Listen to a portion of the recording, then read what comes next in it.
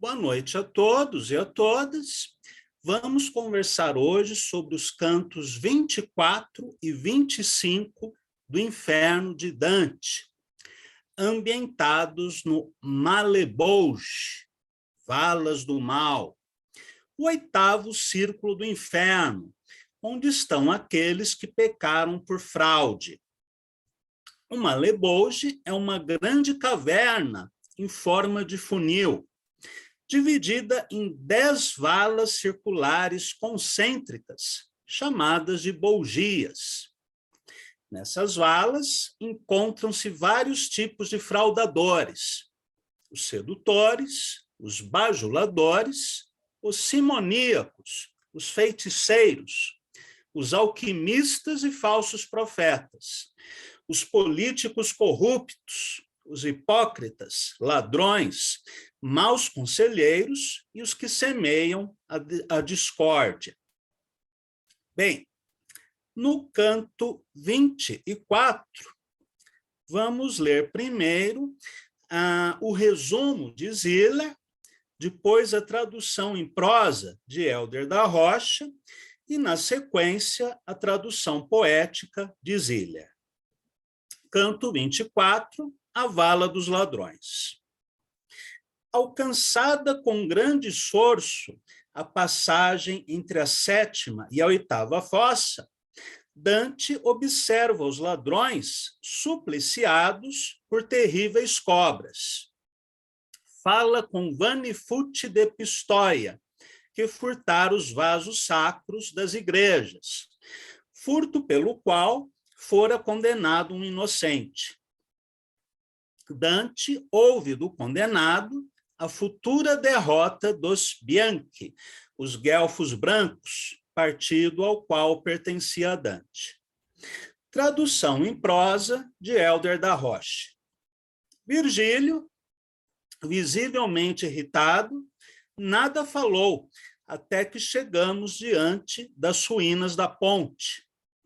Lá, imediatamente, recuperou o seu semblante amável e otimista. Estudou por um instante as ruínas e abriu os braços para que eu me apoiasse nele, para realizar a subida. E assim subimos, lentamente, ele me erguendo e eu abrindo o caminho. Segura aquela pedra ali, ordenou o mestre, mas tenha cuidado. Veja antes se ela pode te sustentar. Foi dura e difícil a escalada. Fosse o aclive mais íngreme ou mais longo, eu certamente seria vencido pelo cansaço. Em Malebouge, cada poço é mais baixo que o anterior. Portanto, a altura da subida deste lado era bem menor que a altura da nossa descida do lado oposto. Chegamos, enfim, à derradeira pedra da ruína.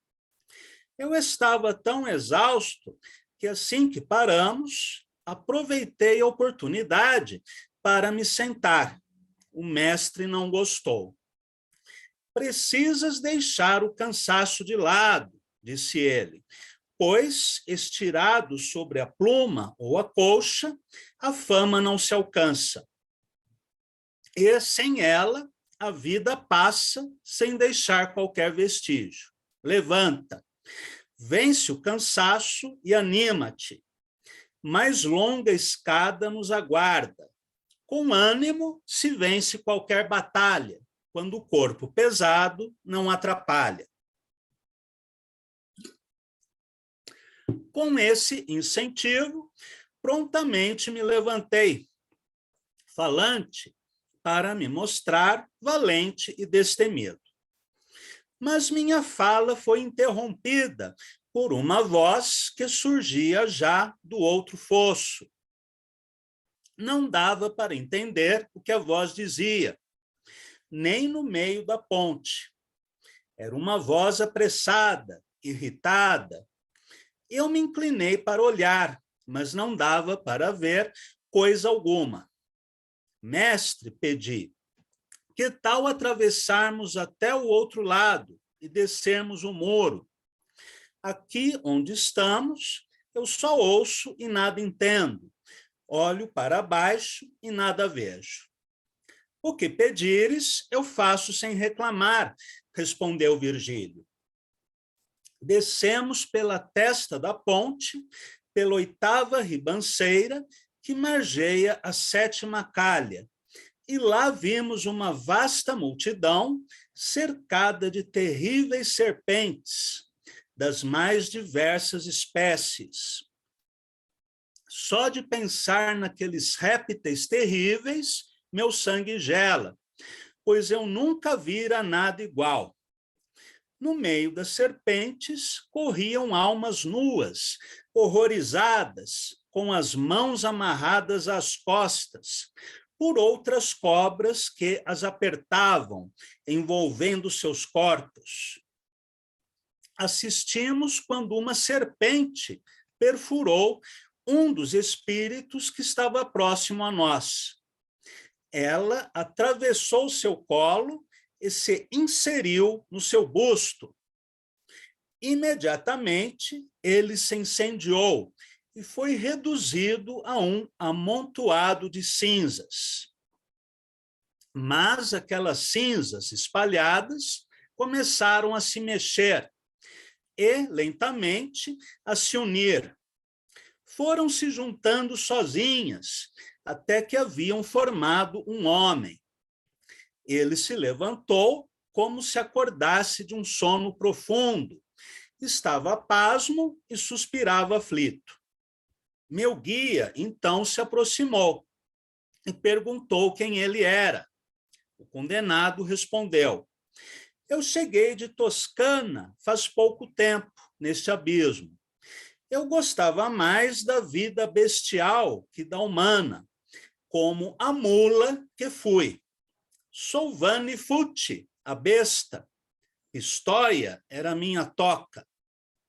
Mestre, pedi, pergunta a ele, por que ele sofre nesta vala? Eu achava que ele estaria mergulhado no rio de sangue, como os outros violentos. O pecador ouviu e não dissimulou. Virou-se para mim com um rosto envergonhado e disse: maior é a dor de teres me encontrado nesta miséria que a dor que senti quando perdi minha outra vida. Mas agora não posso negar-me em te responder. Eu estou aqui porque eu fui um ladrão. Fui eu quem roubou aquela sacristia, onde outro levou a culpa. Mas, para que não fiques feliz por ter me encontrado aqui, se algum dia escapares, abre os ouvidos e escuta a minha profecia. Pistoia perderá todos os seus negros, ou seja, os guelfos negros, os Nieri, e Florença renovará gente e modos. De Valdemagra virá um raio, envolvido por nuvens negras, trazendo uma tempestade amarga sobre o campo de Piceno, onde destruirá as nuvens claras. E todo branco, né, todo guelfo branco, né, ou bianchi, será então ferido. Esta previsão eu fiz para que sofras. Muito bem. Vamos ler agora a versão poética de Schiller.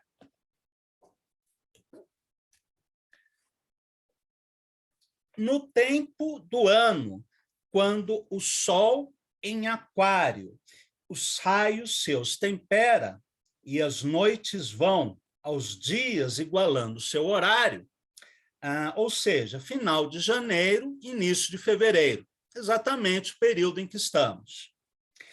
Quando a geada imita pelo chão da neve a imagem branca e não resiste, que muito fraca tem constituição, o pastorzinho se levanta e triste o campo observa, de brancura cheio. Brancura, ele se refere à geada. E já no estábulo não mais existe forragem, palha ou feno. Em grande anseio, a casa torna, como um deplorável, que de tudo se queixa e tem receio. Mas logo volta à calma confortável, por ver a terra renovada e bela. As ovelhas do aprisco miserável, aprisco é curral, ao pasto leva.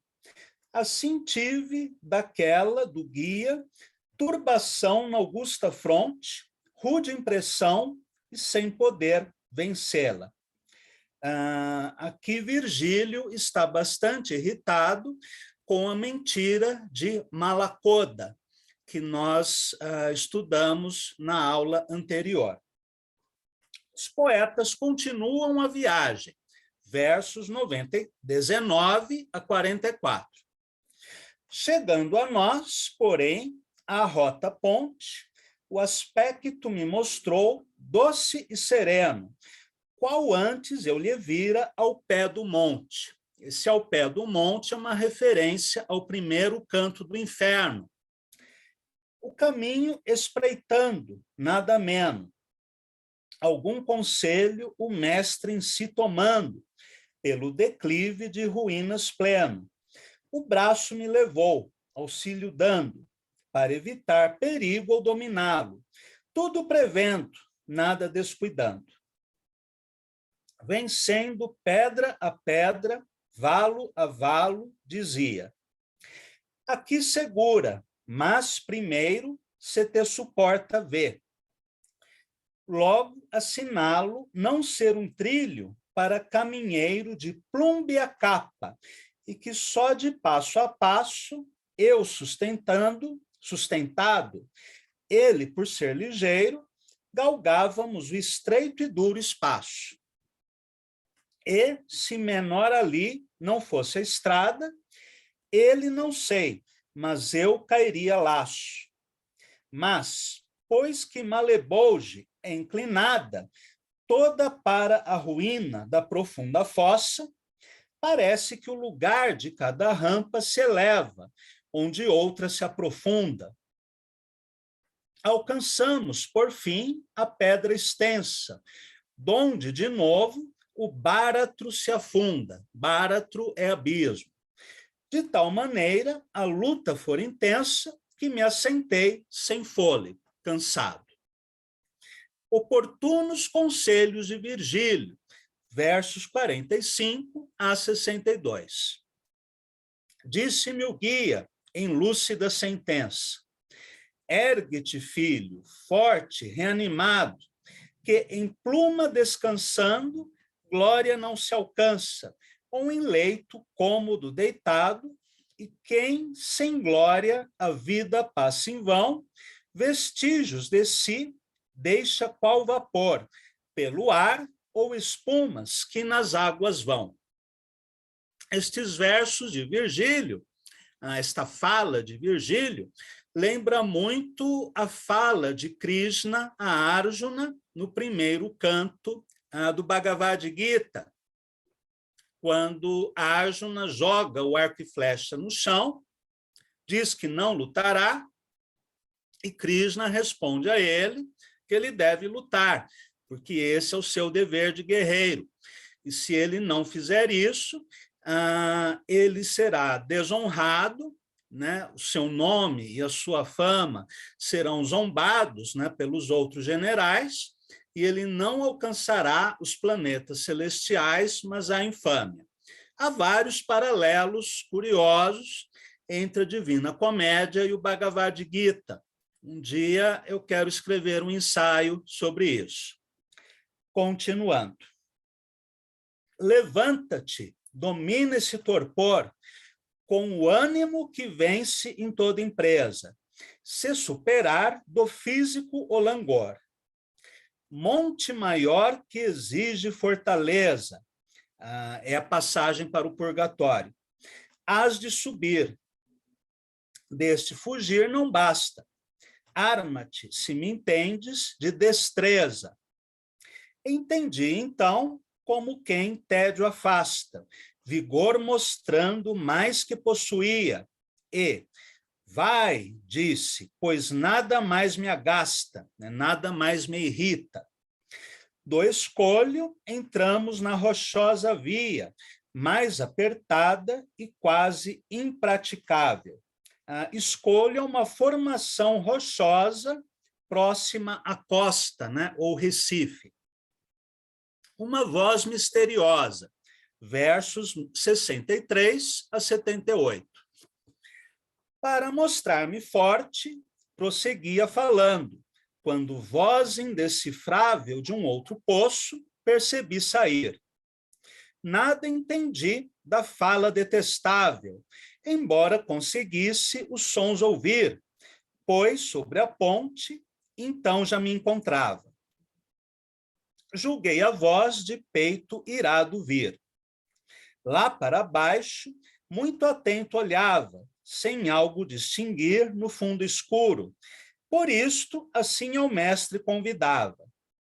Abre aspas, do dique além passemos, e do muro, que não compreendo a voz entrecortada, e em vão o fundo discernir procuro. Fecha aspas, essa é a voz de Dante.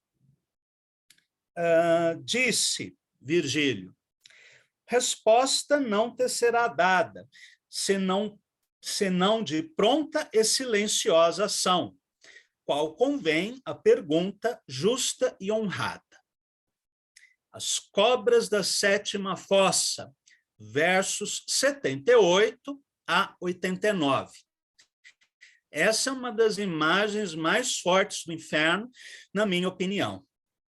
A ponte atravessamos, que junção com a ribeira oitava faz, e lá de cobras vi variada multidão, cuja cruel lembrança ainda me dá tremura, e o sangue vai me consumindo. Gabar-se a Líbia, mas não poderá, porque a Líbia era famosa por seus desertos cheios de cobras. Gabar-se a Líbia, mas não poderá, de ir venenosas serpes produzindo, jáculos, querços, cencros, anfisbena, fares e tantas mais no solo ardido. Aqui Dante se refere a várias espécies de cobras, inclusive algumas mitológicas, como a anfisbena. Nem pestilências tais, de tanta pena, produz o Mar Vermelho, nem a Etiópia. Suplício dos ladrões, versos 90 a 120. Nesta infernal, tristíssima geena, geena quer dizer inferno, gentes nuas, trementes, entre cópia de víboras corriam assustadas, sem esperar abrigo ou elitrópia. As mãos atrás por serpes têm atadas, que fincam pelos rins, cauda e cabeça, e pela frente surgem enroscadas. A que era a nosso lado, foi depressa, uma cobra o pescoço perfurar, no ponto onde este acaba e onde começa o ombro. Letra nenhuma vi traçar, rapidamente quando, em cinza, ardendo, o desgraçado vi se transformar. Já reduzido a pó no solo horrendo, a cinza se reuniu subitamente, e, como dantes era, o fiquei vendo. Os sábios de natura, antigamente, afirmavam que quando nasce a fênix bela, de 5 em 5 séculos, somente se alimenta da lágrima singela, do incenso e amomo, que é uma planta aromática. Mirra e nardo são o bálsamo final na morte dela. E, como quem desmaia de obsessão, por Demos subjugado, sem saber, ou prostrado por uma opilação, a si depois voltando, compreender tenta, confuso e triste, suspirando, a grande dor que acaba de sofrer. Tal fez o réu sua forma retomando. Ó potência de Deus, quanto é severa, tão rudes penas por vingança dando. Vanni Fucci, versos 121 a 140. Meu guia perguntou quem ele era, e o triste respondeu-lhe: vim de Toscana, pouco tempo há, para esta poça fera. Vida bestial eu tive, não humana. Sou Vanni Fucci, besta verdadeira, e filho de Pistoia, terra insana. Vanni Fucci foi salteador, ladrão e assassino. E eu ao mestre: procura que não queira fugir, e a culpa que o condena aclara, pois foi violento e audaz a vida inteira. O pecador, ouvindo minha clara pergunta, não fingiu surdez. Atento olhou-me, o rosto de vergonha amara, coberto, e as faces de cruel tormento, e disse: mais me dói teres me achado nesta miséria e grande sofrimento que quando fui na terra executado. Não posso te negar o que desejas. No baixo ciclo estou por ter furtado os ricos vasos sacros das igrejas, sofrendo pelo crime um inocente. Vamos à nota 12 do canto 24, em que o Ziller escreve: Vanni Fucci, filho bastardo de Fuccio dos Lazieri, foi um dos piores bandidos de seu tempo. Dante o conhecera na guerra entre Florença e Pisa, em que ambos combateram ao lado dos florentinos, sofrendo um inocente. 3 indivíduos da família Vanni, entre eles o Fucci, furtaram os vasos sacros da igreja de São Jacopo, em Pistoia, ocultando-os em casa de outro parente. Foram presas muitas pessoas, entre elas Rampino Ranuccio, que, não resistindo aos suplícios, confessou ser o autor do furto. Vendo um dos Vanni que um inocente ia perecer, confessou a culpa, sendo perdoado, e os outros 2 foram enforcados. Voltando ao poema, Derrota dos Bianchi, versos 141 a 151. Mas, porque disto alegre não estejas, daqui saindo, escuta atentamente.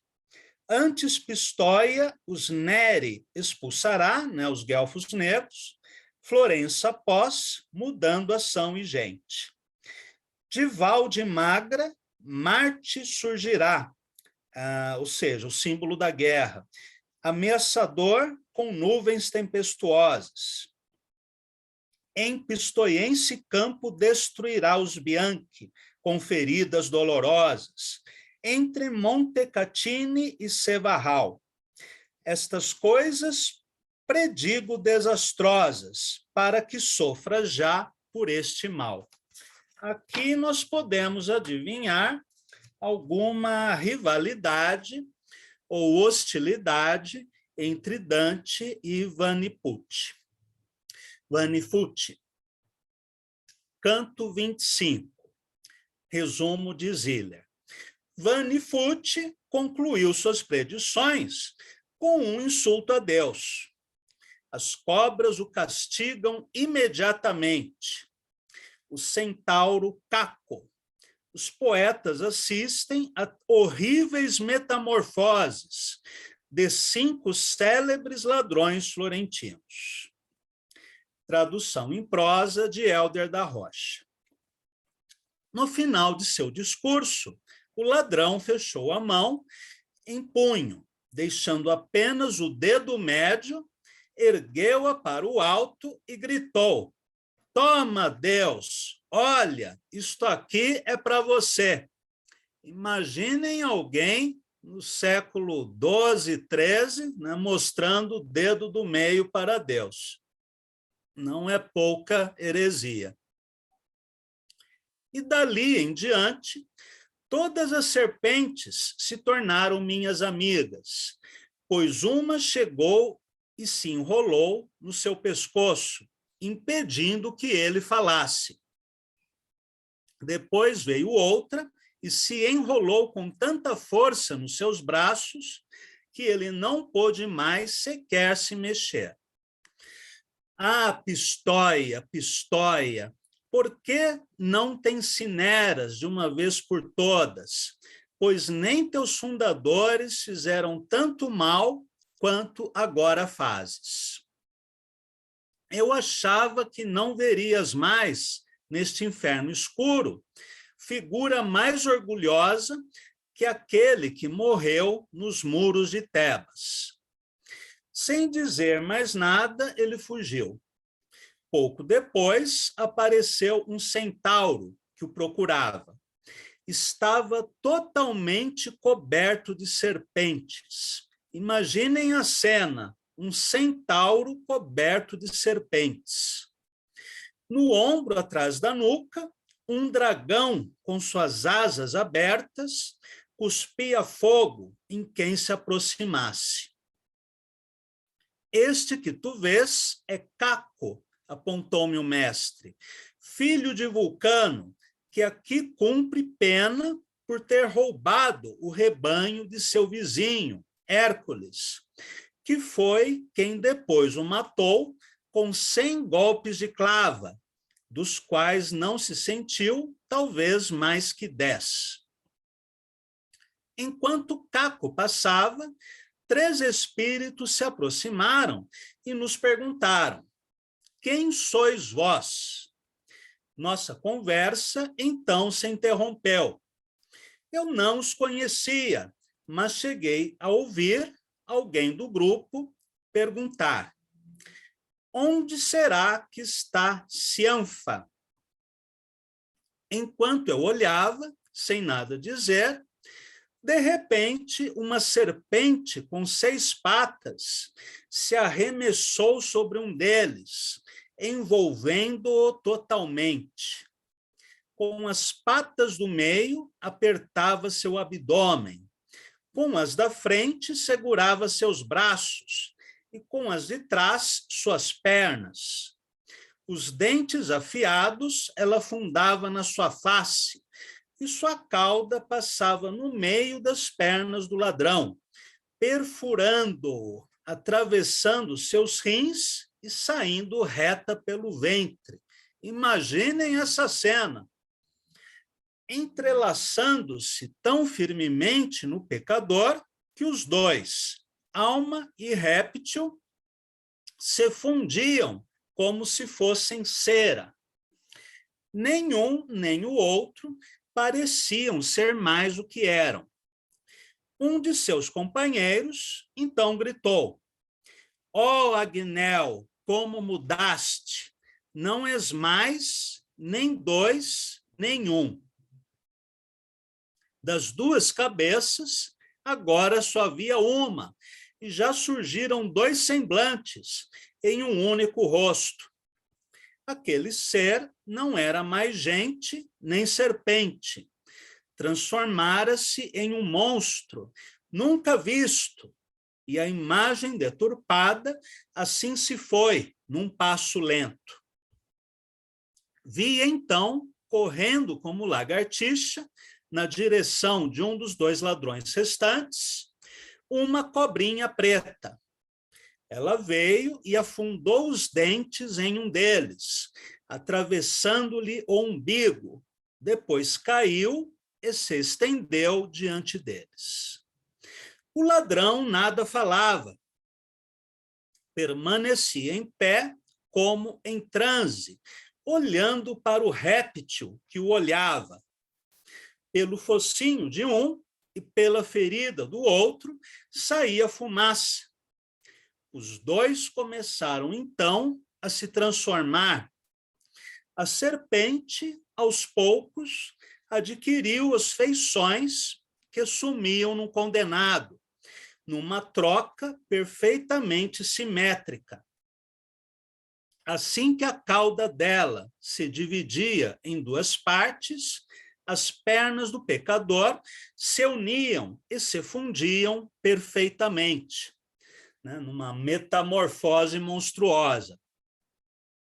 A pele dele se tornava cada vez mais dura, se cobrindo de escamas, enquanto a dela se tornava macia.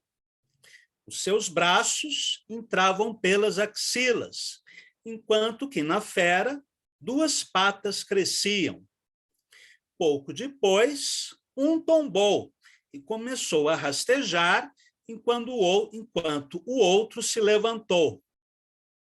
O que estava em pé ainda não tinha orelhas e exibia uma língua de serpente, mas logo suas orelhas começaram a nascer e sua língua se uniu perfeitamente. A língua do que estava no chão se dividiu em duas partes e ele recolheu as orelhas como uma lesma recolhe seus chifres. Quando a fumaça finalmente cessou, o réptil de quatro patas, recém-formado, partiu assobiando, fugindo do vale para as encostas. O outro seguia a fera, andando e falando. Mas, antes de partir, ele se virou e falou para aquele que não havia se transformado.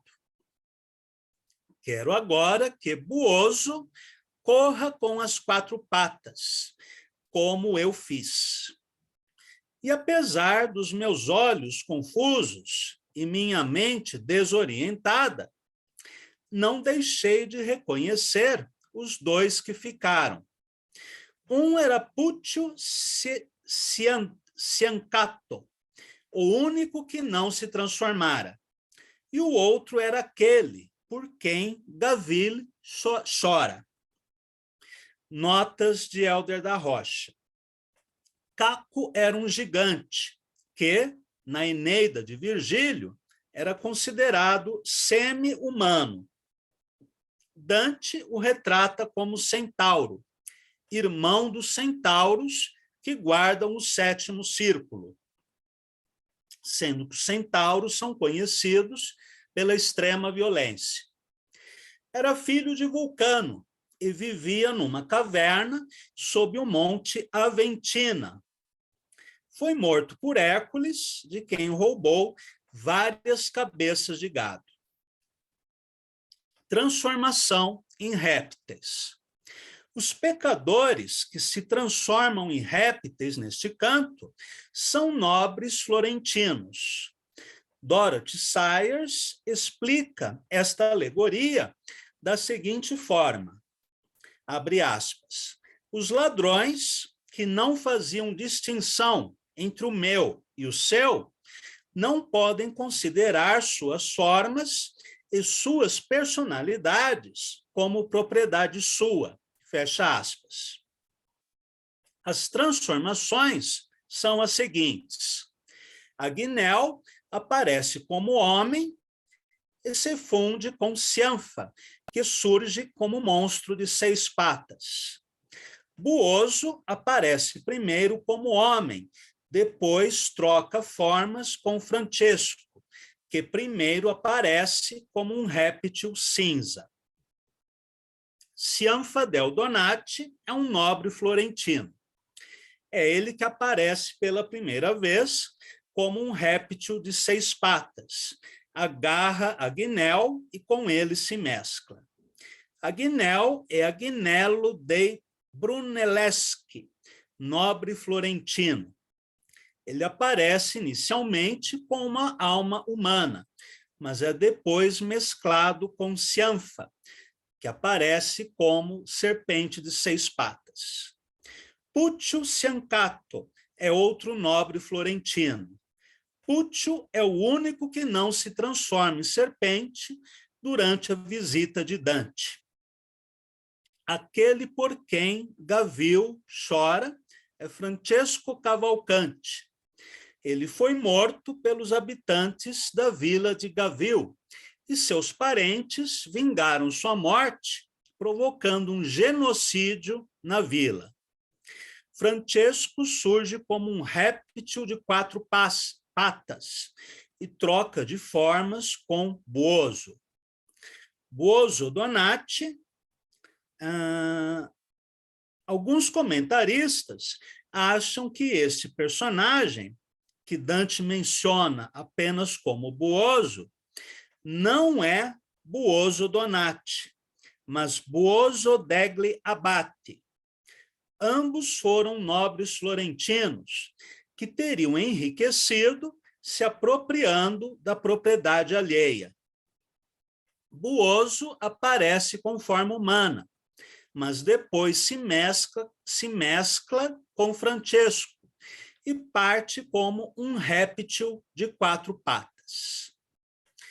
Muito bem, eu vou ler apenas a tradução em prosa do canto 25 e peço a vocês que leiam depois em casa a tradução em verso. Lendo esses 2 cantos, eu já fico com muitas ideias sobre um inferno brasileiro, né? Já estou vendo vários castigos para o Michel Temer, Bolsonaro, o Olavo de Carvalho e outras criaturas que nós conhecemos. Bem, então esta é a reposição, né, da aula de quarta-feira, que nós não tivemos, e na próxima semana estudaremos os cantos 26 e 27 do Inferno. Obrigado a todos e a todas, e até a semana que vem.